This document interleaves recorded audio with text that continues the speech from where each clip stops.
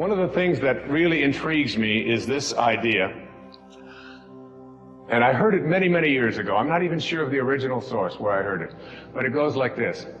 When you change the way you look at things, the things you look at change. We've done an experiment. Just 10 minutes a day, 3 times a day with 120 people, trading resentment, frustration, fear for gratitude, appreciation, and thankfulness.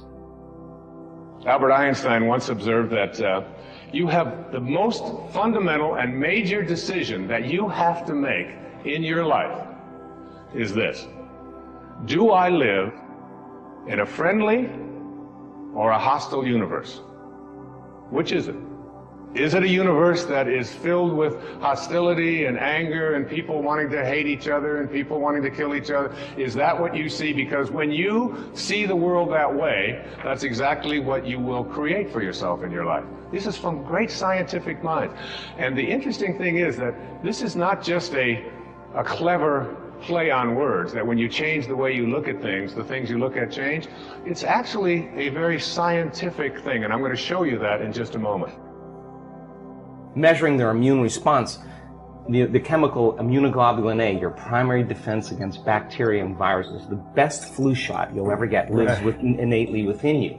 Turns out when you're frustrated, when you're impatient, when you're fearful, the immune system dials down because you're in emergency. It's not that all your energy is going for some threat in your outer world. There's no energy in your inner world for growth and repair. But how do you turn that around? So then, as people begin to open their heart, can that chemical begin to elevate? I mean, you're the one with the struggles and with the difficulties, and expecting somebody else to change or something outside of you to get better in order for you to make your life work at this level that I'm calling intention is something you have to really take a hard look at. It's in here.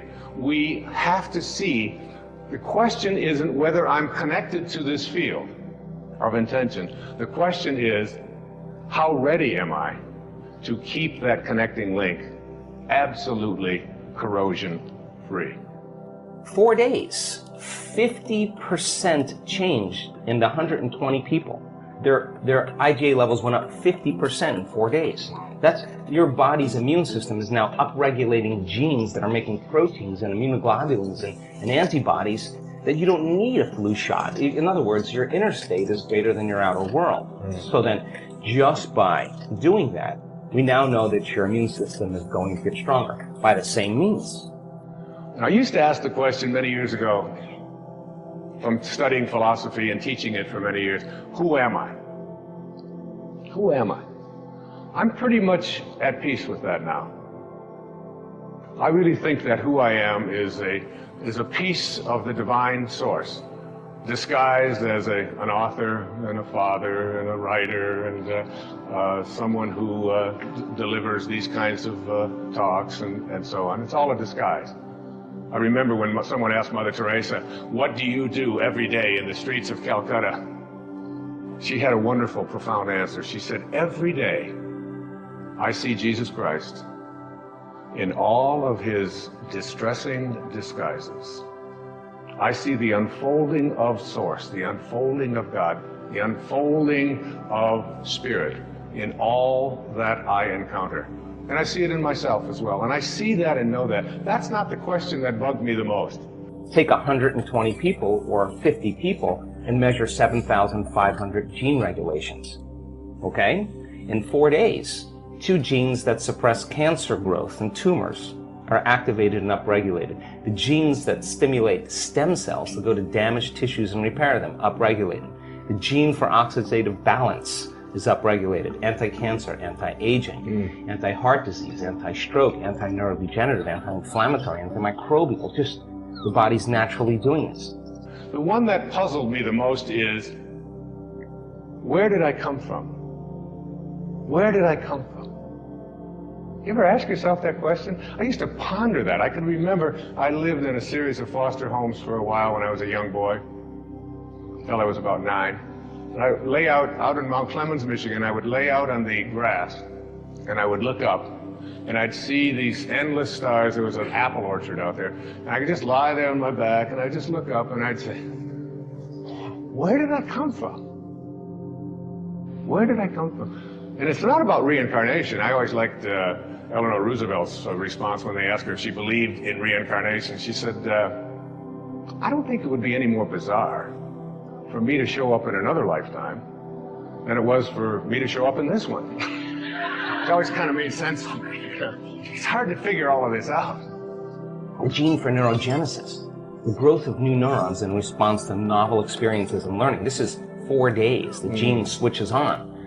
The gene for more balance in the pituitary and the pancreas. The gene for the microtubules of the cells, the little fibers that respond to energy and frequency. So in 4 days, we now know that you can change your genetic destiny if you just practice the inner work. We have research to show that 60 days of meditation, 5 days a week, will lengthen your life. The telomeres, the little shoestrings on the end of your DNA, get longer. That means your biological age is changing. So we have the evidence now to show people what's possible. We have brain scans that